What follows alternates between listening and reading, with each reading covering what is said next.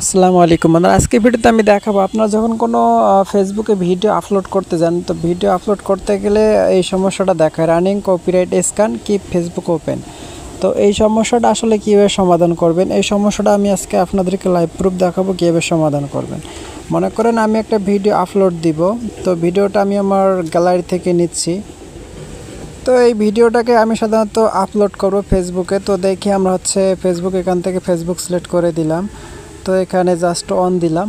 তো আমি live proof দেখাচ্ছি, A to Z live proof দেখাচ্ছি আপনাদেরকে। তো আপনারা কেউ স্কিপ করবে না, ঠিক আছে।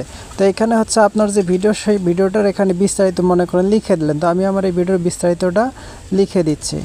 তো যাই হোক, ভিডিওটার যে টাইটেল বা শিরোনাম যেটা, সেটা আমি লিখছি। তো লেখার পরে এখানে কিন্তু আমি নেক্সট করতেছি, আপনাদের চোখের সামনে লাইভ প্রুফ করতেছি। তো নেক্সট করার পরে তো এই যে এইখানে দেখাবে কপিরাইট চেক। তো আপনারা এখানে ক্লিক করবেন কপিরাইট চেক। তো কপিরাইট চেকে ক্লিক করবেন।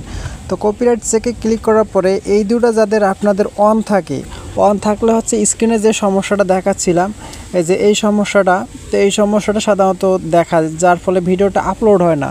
আপলোড হতে দেখা যায়, যদি আপলোড হয় 2-3 ঘন্টা সময় লাগে বা। তো এই সমস্যাটা আসলে কীভাবে সমাধান করবেন, এই সমস্যাটা সমাধান করতে হলে আপনাদেরকে এই দুটো সেটিং আমি আবারও দেখাচ্ছি। ভিডিওটা যখন আপলোড করতে যাবেন, আপলোড করার নিচের দিকে আসবেন, নিচের দিকে আসলে দেখতে পারবেন কপিরাইট চেক। তো আপনাদের এটা এনাবল করা থাকবে। তো আপনাদের এটা টিকমার্কগুলো উঠাই দিতে হবে। উঠাই দেওয়ার পরে এখানে উপর দিকে দেখতে পারবেন ডান অপশন, তো ডানে ক্লিক করবেন।